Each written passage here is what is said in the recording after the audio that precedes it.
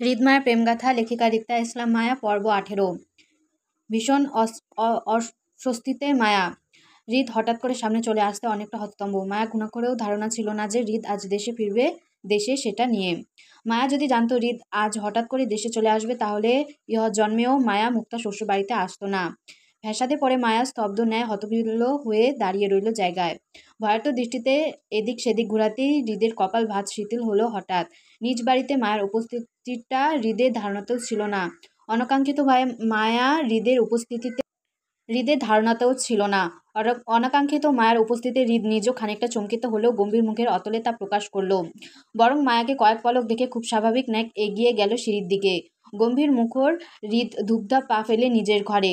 তখনই হৃদকে দেখে জুঁইয়ের পাশ থেকে চেঁচিয়ে উঠল ফায়াদের বোন সেজুতি। তাড়াহুড়ো হৃদকে পেছনে ডেকে বলল, আরে হৃদ ভাই, তুমি কখন এসেছো দেশে? তুমি কি আজকে এই বাড়িতেই থাকবে আমাদের সাথে? সেজুতির কথায় হৃদ পেছনে ঘুরল না, আর না উত্তর করলো কোনো কিছুর। যেমন হাঁটছিল ঠিক তেমনি হাঁটার গতি বহাল রাখতেই ফের হৃদের কানে আসলো সেজুতের উৎফলতা ডাক। সে তাড়াহুড়োর ন্যায় হেনা খানকে ডাকছে হৃদের ফিরে আসার খবর দিয়ে। হৃদ নিঃশব্দে চলে যেতে দেখে স্বস্তির শ্বাস নিঃশ্বাস ফেলল মায়া। ততক্ষণ জানটা গলায় আটকা ছিল যেন। মায়ের অস্তিত্ব হলেও সেজুতির কথায় হৃদের উত্তর করতে না দেখে ফের মুখ বেঁকে বসলো মায়ার। লোকটা আসলেই বজ্জাত, দেমাকি আর অহংকারী টাইপ। কত সুন্দর করে সেজুতি ডাকলো, অথচ লোকটাও ঘুরেও তাকালো না। এমনিতে মায়াকে অপমান করতে সবসময় মুখ চালিয়ে এগিয়ে আসে, অথচ আজকে চুপ। মায়াকে নিজের বাড়িতে দেখে প্রতিক্রিয়াও করলো না। এত ভালো মানুষ তো এই হৃদ খান নয়। নিশ্চয়ই মায়াকে অপমান করতে খিচুড়ি পাকাচ্ছে মনে মনে। সুযোগ পেলেই যে খোঁচা মারবে নিজের বাড়িতে আসার নিয়ে, সেটাও মায়া বেশ বুঝতে পারছে। মায়া এবার সাবধান থাকতে হবে। ভুলেও এই লোক সামনে পড়া যাবে না, নয়তো মায়াকে অপমান করতে কতক্ষণ লাগবে এই বজ্জাত লোকের। দেখা গেল বলা নেই কওয়া নেই, হুট করে মায়াকে আউট বলে অপমান করে বসলো। তখন মায়া এত রাতে কোথায় আউট হয়ে যাবে এই বাড়ি থেকে? জায়গায় আছে কোথাও যাওয়ার? এত রাতে একা একা মায়া তো আশুগঞ্জ যাওয়া সম্ভব না। তবে যেটা সম্ভব সেটা হলো আপাতত এই লোকের চোখের সামনে না পড়া। মায়া বিগত দুদিন লুকিয়ে চুকিয়ে বেড়াতে হবে এই হৃদের বাড়ির সামনে পড়তে না চেয়ে। একবার নিজের বাড়ি অবধি পৌঁছাতে পারলে ভুলেও বোনের শ্বশুর বাড়িতে পা রাখবে না আর মায়া। ভাবুন, মায়ার ঘাড় ঘুরিয়ে তাকালো হৃদের চলে যাওয়ার দিকে। চলন্ত হৃদ চলে যেতে যেতে কি মনে করেও সেও ঘাড় ঘুরিয়ে তাকালো মায়ার দিকে। তৎক্ষণাৎ চোখাচোখি হয়ে গেল দুজনের। অনাকাঙ্ক্ষিত চোখ মিলনে আটকে উঠল মায়া। আতঙ্কের ন্যায় ধরফড়িয়ে সামনে ঘুরে যেতেই হৃদও ঘাড় ঘোরালো সামনে। হৃদের মুখ ভঙ্গিমা তখনও গম্ভীর। বোঝার রাও নেই তার মনে আসলে কি চলছে মায়ের উপস্থিতিতে। সেজুতির ডাকে প্রায় সাথে সাথে হেনা খানকেও রান্নাঘর থেকে বেরোতে দেখলো মায়া। হৃদের চলে যাওয়ার দিকে উৎফুল্ল মুখ করে তিনিও সেই দিকে ছুটে হৃদের পেছন পেছন। হেনা খান বেশ স্বচ্ছ আর নরম মনের মানুষ। এই বয়সে এসেও তিনি পরিবারের তদারকি তিনি নিজ হাতে করছেন সবটা। ছেলে মেয়ে নাতি নাতনিদের বিয়ে মেহমানদারি সবকিছু ওনার হাতে। অথচ এত বড় বাড়িতে মায়া হৃদের বাবা মা কোথাও দেখলেন না, আর না কেউ তাদের কথা কিছু বলছে। মায়া হৃদের বাবাকে বেশ কয়েকবার দেখেছিল চট্টগ্রামে, কিন্তু হৃদের মাকে আজ পর্যন্ত দেখেনি। মায়া বুঝতেও পারছে না আসলে হৃদের মা জীবিত আছে নাকি মৃত। যদি জীবিত থাকে তাহলে কোথায়? ওনার উপস্থিত নেই কোনো পারিবারিক অনুষ্ঠানে। তাছাড়া হৃদের বাবাও বা কেন আসলো না নিজের পারিবারিক বিয়েতে? ভাবুক মায়ার ভাবনার মাঝে হেনা খানকে দেখলো হৃদের রুম থেকে সিঁড়ি বেয়ে নিচে নামতে, তাও প্রায় 20 মিনিট পর। হেনা খানের উজ্জ্বল চেহারা হাসিটা যেন চোখের পড়ার মতন। হয়তো হৃদের উপস্থিতিটা এতটাই খুশি তিনি, তার প্রমাণ ওনার হাস্যোজ্জ্বল মুখে। মায়া বুঝতে পারে না এমন গুমরা মুখে হৃদ খানের উপস্থিতিতে কেউ এতটা খুশিও হতে পারে। নয়তো হৃদের মতন মানুষকে তো সোজা ভাষায় কারোর সাথে কথা বলতেও দেখা যায় না। মায়ের ভাবনার মাঝে ফের সেজুতি ডাকলো পড়লো কিচেনে। হেনা খান ডেকেছে। সেজুতির হাতে ফোন দিয়ে দৌড়ালো সেদিকে। মায়া সেজুতি চলে যাওয়ার দিকে এক প্রকার তাকে দৃষ্টি ঘোরালো জুঁইয়ের দিকে। সেই কখন থেকে জুঁই ফোনে মতো মিটমিট হাসছে আর চ্যাট করছে। মায়া যে কিছু জিজ্ঞাসা করবে সেই সুযোগটা পাচ্ছিল না এতক্ষণ যাবৎ সেজুতির উপস্থিতিতে। সেজুতি চলে যাওয়া এবার সুযোগ বুঝেই মায়া উঠে দাঁড়ালো। জুঁইয়ের বরাবর দাঁড়িয়ে কিছু বলবে, তখনই সেজুতি দেখলো কিচেন থেকে কফির মগ হাতে নিয়ে বেরোতে তাড়াহুড়োয়। সেজুতিকে দেখা মায়ার চুপ করে গেল। মুখে আসা কথাগুলি টুপ করে গিলে জুঁইয়ের দিকে তাকালো। দেখলো বেখালি জুঁই তখনও মিটমিট হেসে হেসে চ্যাট করছে ফোনে। মায়া যে সে কখন ওর সামনে এসে দাঁড়িয়েছে সেই খেয়াল পর্যন্ত নেই। রাগান্বিত মায়া জুঁইকে মুখে কিছু বলতে না পারলেও সেজুতির অগোচরে ধূপ কিল বসালো জুঁইয়ের বাহুতে। মায়ের হঠাৎ কিলে জুঁই খেই হারিয়ে হাত ফসকে ফোন পড়লো ফ্লোরে।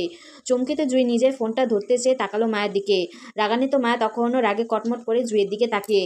জুঁই ঝুঁকে ফোনটা ফ্লোরের থেকে উঠে বিরক্ত গলায় ঝাড়লো মায়ের ওপর, বলল, কি সমস্যা তোর? মারলি কেন? হ্যাঁ, ভালো লাগে না? পছন্দের বিয়ান বাড়িতে আসছিস, কই আনন্দ প্রকাশ করবি তা না করে মারামারি করছিস বোনের সাথে? গায়ে বেশি জোর থাকলে গিয়ে হৃদ বেয়াইকে দেখে যা। ব্যাটা তোর জন্য বিদেশ থেকে চলে এসেছে, কত দরদ দেখছিস। নিশ্চয়ই তোর জন্য চানাচুর আর আমার জন্য রসমালাই এনেছে। যা সেগুলো গিয়ে নিয়ে আয়, আমার সামনে দাঁড়িয়ে না থেকে। যা সর। রাগান্বিত মায়া আরো চেতে উঠল জুঁইয়ের খোঁচা মারা কথায়। এমনি জুঁইয়ের জন্য মায়াকে এই বাড়িতে আসতে হয়েছে, এখন আবার জুঁই মায়াকে খোঁচা মারছে হৃদ খানকে জড়িয়ে। রাগান্বিত মায়া জুঁইকে কিছু বলবে তার আগে সেখানে উপস্থিত হলো সেজতি। দুজনে উদ্দেশ্য বলল, তোমরা কি ওপরে যেতে চাও আমার সাথে? যেতে চাইলে আসো। যাবো আপু। মায়া তৎক্ষণাৎ উত্তর করলো সম্মতি দিয়ে। পরক্ষণই জুঁই জানালো সে যাবে না বলে আবারও ফোনে মত্ত হলো। মায়ের হাতে ফোন না থাকা ঘোরাঘুরির জন্য সেজুতে সঙ্গ নিতে চাইলো বিগত কয়েক ঘন্টা ধরে। এক জায়গায় বসে থাকতে থাকতে একঘেয়েমি লাগছিল মায়ার। সেজন্য সেজুতির পিছন পিছন যেতে লাগলো সিঁড়ি বেয়ে ওপরে। কয়েক সিঁড়ি যেতে আচানক ফোন বেজে উঠল সেজুতির। কল রিসিভ করে ফোনটা কানে তুলে কথায় মগ্ন হয়ে হাঁটতে লাগলো। মায়ের সহানুভূতি দেখাতে চাইলো সেজুতির ওপর। সেহেতু সেজুতি ফোনের কথায় ব্যস্ত, সেই জন্য কফির মগটা নিজের হাতে নিতে চাইলো মায়া। হলেও তাই। মায়ের হাত বাড়িয়ে সেজুতির থেকে কফির মগটা নিতে চাইলো সেজুতি। প্রথমে দিতে না চাইলেও পরে দিতে বাধ্য হয়। কফির মগ হাতে নিয়ে কথা বলতে সমস্যা হচ্ছিল বিদায়। মায়াকে ছোট করে ধন্যবাদ জানালো সেজুতি। উত্তরে ভদ্রতা দেখিয়ে হাসলো মায়া। কফির মগ হাতে মায়ার সেজুতি পেছন পেছন এসে সামলো এক বন্ধ দরজার সম্মুখে। কিন্তু তখনও সেজুতির ফোনালাপ শেষ না হওয়ায় সে কান থেকে অল্প ফোন উঠে বিনয়ের সহিত মায়াকে বলল, একটু কষ্ট করে কফির মগটা ভাইয়াকে দিয়ে আসতে পারবে তুমি? আসলে আমার কলটা খুবই আর্জেন্ট। ভাইয়া রুমেই আছে হয়তো। তুমি কফির মগটা দিয়ে চলে আসতে পারবে? সহজ সরল মায়া ভদ্রতা দেখিয়ে তৎক্ষণাৎ মাথা কাত করে সম্মতি দিল সেজতির কথায়। আচ্ছা আপু। মায়ের সুন্দর সাবলীল সম্মতি দিয়েই চাপানো দরজাটা নক করলো। ভেতর থেকে কোনো উত্তর না আসায় মায়া আবারও নক করলো। পরপর কয়েকবার নক করাতে সাইডে দাঁড়িয়ে থাকা সেজতি অল্প কান থেকে ফোন উঠিয়ে মায়াকে বলল, ভাইয়া মনে হয় ওয়াশরুমে আছে মায়া, তুমি কফির মগটা রুমে রেখে চলে আসো। মায়া তাই করলো। দ্বিতীয়বার আর নক না করে চাপানো দরজা আস্তে করে ঠেলে ভেতরে প্রবেশ করলো। খুব পরিচিত একটা ঘ্রাণ নাকে ভেজলো তখনই। আবছা আলোয় মায়ের রুমটা দেখলো। বেশ সুন্দর আর বড়। ভেতরকার পরিপাটি গোছানো আয়োজন দেখে মায়া বুঝলো এই রুমের মালিক বেশ রুচিশীল। মায়া ভাবলো রুমটা হয়তো ফায়াদের হবে। যেহেতু সেজুতির মুখে মায়া ভাইয়া শব্দটা শুনেছে বেশ কয়েকবার, সেহেতু এই রুমের মালিক ফায়াদি হওয়ার কথা। কারণ সেজুতির ভাই তো ফায়াদ, তাই না? সেই হিসাবে এই রুমটা মুক্তার ভবিষ্যৎ রুম। মায়ের গোল গোল চোখে রুমটা দেখতে দেখতে একটু সামনে এগোলো। কোমর বেঁকে টি টেবিলের ওপর কফির মগটা রাখতে গিয়ে চোখ গেল আবছা আলোয় সামনে বিছানার ওপর। মুহূর্তে আকাশ ভেঙে পড়ার ন্যায় চমকে উঠে পুনরায় কফির মগ নিয়ে দাঁড়িয়ে গেল হতবুদ্ধি রূপে। হতবাক মায়া থমকে যাওয়ায় দাঁড়িয়ে রইল বিছানায় হৃদকে বসে থাকতে দেখে। রুমের লাইট অফ থাকায় মায়া প্রথমে হৃদের উপস্থিতি ঠাড় করতে না পারলেও হৃদ মায়াকে রুমে প্রবেশ করতে দেখেছিল। তখন থেকে হৃদ শান্ত দৃষ্টিতে মায়ের দিকে চেয়ে মায়ের হাবভাব সবকিছুই খেয়াল করছিল সে। মূলত হৃদ বাইরে থেকে রুমে এসেছে 30 মিনিটের ওপর, তারপরও ফ্রেশ হতে পারেনি। প্রথমে হেনা খানের জন্য, পরে তার ফোন কলের জন্য। হেনা খানের কাছে সেই কফি চেয়েছিল তখন। হেনা খান চলে যেতেই ভেবেছিল ফ্রেশ হবে, কিন্তু জরুরি ফোনে কল আসার কথা বলতে বলতে বিছানার পাশে এসে বসেছিল, সেই জন্য তখন মায়ের দরজা নক করাটা খেয়াল করেনি হৃদ। কিন্তু মায়াকে তার রুমে প্রবেশ করতে দেখে ফোনের কানে থাকা অবস্থায় খানিকটা কপাল কুঁচকে আসলো হৃদের। নিঃশব্দে মায়াকে লক্ষ্য করে কল কেটে ফোনটা রাখলো বেড সাইড টেবিলের ওপর। তারপর আস্তে ধীরে হাতের ঘড়িটা খুলেও সেখানে রাখার সময় মায়াকে দৃষ্টি পড়ল হৃদকে। এত হৃদ বিন্দুমাত্র অবাক হলো না মায়ের উপস্থিতিতে, আর না চমকালো।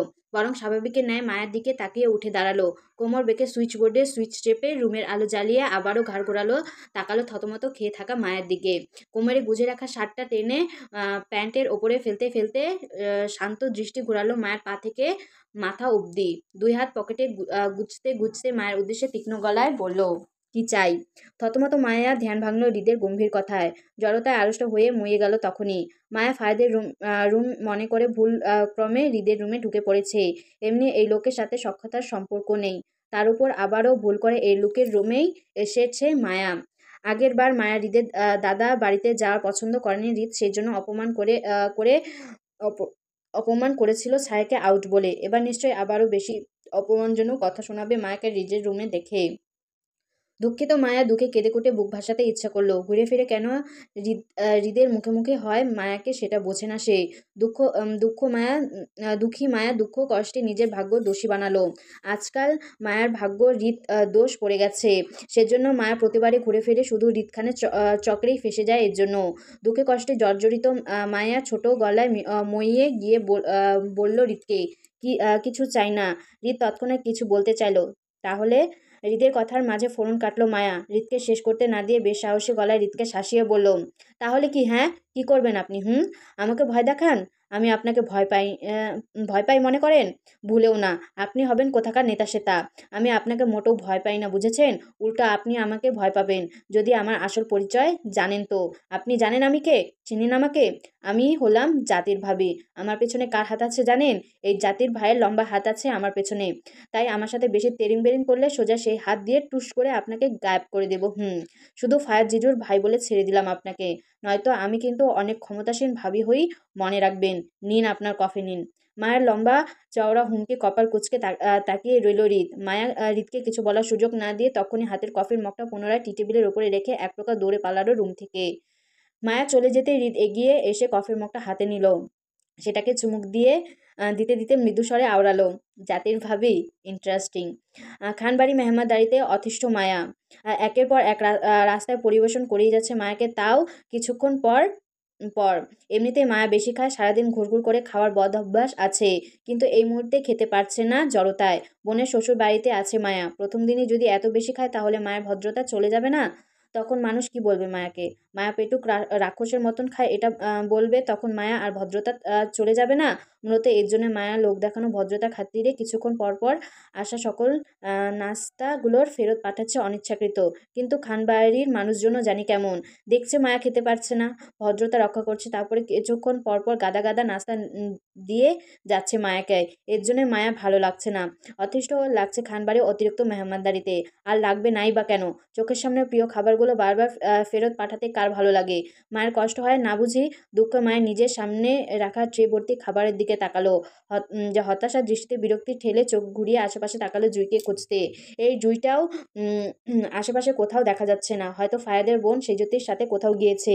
মায়াও যেতে চেয়েছিল ওদের সাথে, কিন্তু জুই বলল ও নাকি ওয়াশরুমে যাবে, আবার এখনই চলে আসবে বলে মায়াকে অপেক্ষা করতে বলেছে।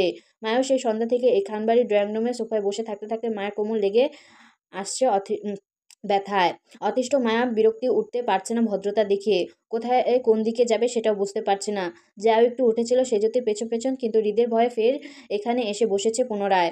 তাছাড়া মায়া এখানকার কোনো কিছুই চেনে না। তারপর আবার মায়ের বোন মুক্তাকে ওপরের কোন রুমে নিয়ে গেছে তাও সেটা দেখেনি। শুনেছে মুক্তাকে ফায়াদের বাবার রুমে নিয়ে গেছে। ছেলেরা সব বাহিরে। মায়াকে সারাক্ষণ ভাবেই ডাকা ছেলেগুলো খানবাড়ির বাগানের দিকটাই দেখেছিল মায়া। হিনা খানের সাথে ফায়াদের মাকে দেখেছিল কিচেনে সার্ভেন্টদের রান্নার সাহায্য করতে। বাকি রইল মায়া, সে একাই আপাতত খানবাড়ির ড্রয়িং রুমে বসে।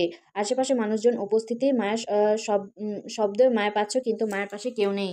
নিঃশব্দ মায়া অতিষ্ঠ হয়ে একা সময় সোফায় বসে মুচড়ামুচড়ি শুরু করলো বিরক্তিতে। কি করবে ভেবে না পেয়ে খাবারের দিকে তাকালো। খাবে কি খাবে না তা নিয়ে দ্বিধায় ভুগলো। মায়ের নিজের বাসা থাকলে এতক্ষণে সবগুলো নাস্তা মায়ের পেটে চালান হয়ে যেত, কিন্তু বোনের শ্বশুরবাড়িতে ভদ্রতা দেখাবে নাকি খাবে তাই নিয়েও ভাবলো। খুব জোর করে মনকে বুঝালো না, থাক, মায়ের এই মুহূর্তে ভদ্রতা দেখাবে না খেয়ে। মায়ের চিন্তার ভাবনার মাঝে কেউ একজন ধূপ করে মায়ের ঘা ঘেঁষে বসলো চেপে। হঠাৎ বসার দরুন মায়ের বাহুর সঙ্গে বাহু আর উরুর সঙ্গে উরু ঘষা লাগতে চমকে উঠলো। মায়ের পাশে তাকাতেই অনাকাঙ্ক্ষিত ভাবে মায়ের নাক মুখ ভারী খেলো হৃদের বাহুতে। সিক্ত মিষ্টি ঘ্রাণ নাকে ভাজতেই শরীরে শীতল হয়ে আসলো মায়া। হৃদের হঠাৎ উপস্থিতিতে থমকে যাওয়ার মতন কয়েক সেকেন্ড থ মেরে রইল। একটা সময় হুঁশ ফিরিয়ে ধরপড়িয়ে হৃদের পাশ থেকে উঠতে চাইলে যে তৎক্ষণাৎ গায়ের কাপড় টান খেয়ে আবারও জায়গায় বসে পড়লো মায়া। অস্তিত্বের মায়া তৎক্ষণাৎ নিচে তাকিয়ে লক্ষ্য করে বুঝতে পারল মায়ের ওড়নাসহ চুড়িদার ফ্রকের কিছু অংশ হৃদের বসে আছে গা এলিয়ে সোফায়। আতঙ্কিত মায়া হৃদের এত কাছাকাছি বসে থাকতে অস্থিরতার ন্যায় ছটফট করে টানাটানি শুরু করলো নিজের কাপড় নিচে হতে ছাড়াতে। হৃদ মায়ের দিকে তাকালো না, আর না মায়ের কাপড় ছাড়লো বসা থেকে, বরং গা এলিয়ে সোফায় বসলো। ভাবখানে এমন হৃদের পাশে আপাতত কেউ নেই, আর না হৃদ কাউকে দেখতে পাচ্ছে। তখনই হৃদের গলা ছেড়ে হেনা খানকে ডেকে বলল হৃদকে পুনরায় কফি দিতে। হৃদ হেনা খানকে ডাকার অধৈর্য নেয় অস্থির হলো মায়া। হেনা খান ওদের দুজনে খোলামেলা গা ঘেঁষাঘেঁষি করে বসে থাকতে দেখলে নিশ্চয়ই খারাপ ভাববে মায়াকে। অস্থির মায়া নিজের কাপড় দুই হাতে টেনে হৃদের উদ্দেশ্যে ছোট গলায় বলল, ছাড়ুন। মায়ের ছোট গলায় হৃদের ঘাড় ঘুরিয়ে তাকালো মায়ের দিকে। তৎক্ষণাৎ চোখাচোখি হলো অস্বস্তি মইয়ে যাওয়া মায়ের দুই চোখের সাথে। জড়তায় মায়ের প্রথমবারের মতন হৃদকে এত কাছ থেকে লক্ষ্য করছে। হৃদ খান আসলে সুন্দর, সুন্দর সুন্দর নয়, বলতে গেলে বাড়াবাড়ি রকমের আকর্ষণ সুন্দর লোক এই হৃদ খান। সবচেয়ে সুন্দর এই লোকের চোখ, গুরুগম্ভীর আর মারাত্মক নেশালো। যাবার নয় যেন চোখের কথা বলে তার। এই সদ্য গোসল করা আধভেজা চুলে আর ঘ্রাণে চলে এসেছে এতে হৃদকে আরো স্বচ্ছ আর স্নিগ্ধ সুন্দর লাগছে মায়ের চোখে। এই যে হৃদের ঘাড় বেয়ে নামা ফোঁটা পানিতেও মায়ের চোখ গেল বুকের পাশে হালকা ভেজা কালো টি শার্ট। তো প্রথম নজর পড়েছিল মায়ার। লোকটি আসলে সুন্দর, শুধু একটু বদমেজাজি রাগটা আছে, সেটা ছেড়ে দিলে একদম পারফেক্ট লাগতো। হৃদ মায়াকে মনোমুগ্ধের ন্যায় নিজের দিকে তাকিয়ে থাকতে দেখে তার কপালে ভাঁজ শীতল হলো তখনই। মায়ার ধ্যান ভাঙতে তীক্ষ্ণ গলায় বলল, নজর দিয়ে লাভ নাই, আমি অলরেডি বুকিং বিয়াই। হৃদের কথায় থতমত খেয়ে তৎক্ষণাৎ দৃষ্টি লুকাতে আশেপাশে তাকালো মায়া। চুরি ধরা পড়ার মতন অস্তিত্বে মইয়ে আবারও নিজের কাপড় টেনে হৃদকে বলল, প্লিজ ছাড়ুন। এখনো তো ধরতেই পারিনি, ছাড়বো কখন? আর তাছাড়া আপনি বাড়িতে কি করবেন শুনেছেন? আপনি আপনি নাকি আমার নতুন বেআইন হচ্ছেন, কথাটা কি সত্যি?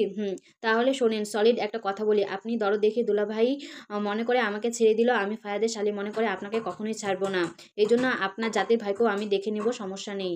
আর রইল আপনার কথা, তাহলে প্রথমেই বলে রাখি, বোনের শ্বশুর বাড়ির মনে না করে নিজের শ্বশুর বাড়ি মনে করেও চলতে পারেন, এতে আমার সমস্যা নেই।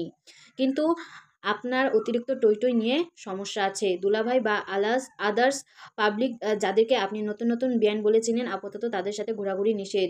মানে হেলদি দূরত্ব বজায় রাখবেন তাদের সাথে, নয়তো ওই যে বললাম সবাইকে দেখে নেব। যে দলে আপনি থাকবেন কিন্তু সে দলে আপনিও থাকবেন কিন্তু।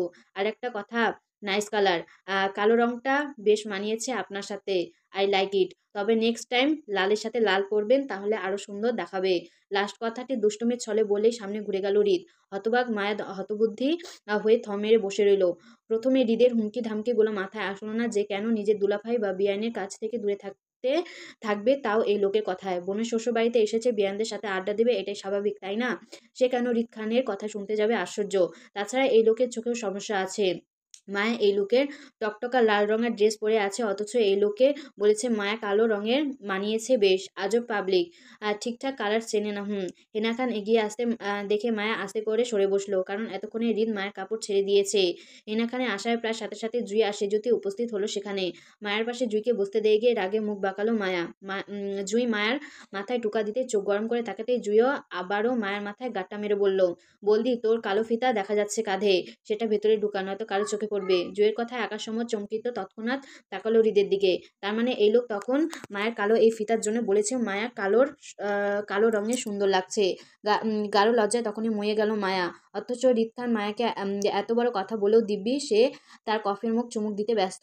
পাশে হেনা খান অনেক কিছু বলেছে তাকে, সে হ্যাঁ না উত্তর করছে না, শুধু গম্ভীর চিত্তেই শুনে যাচ্ছে। তো বন্ধুরা, আজকের পর্বটা এই পর্যন্ত। যদি ভালো লাগে তাহলে একটা লাইক করো, আর পরবর্তী পর্ব পাওয়ার জন্য সাবস্ক্রাইব করো। সবাই ভালো থাকবে, সুস্থ থাকবে। আজ এই পর্যন্ত, বিদায়।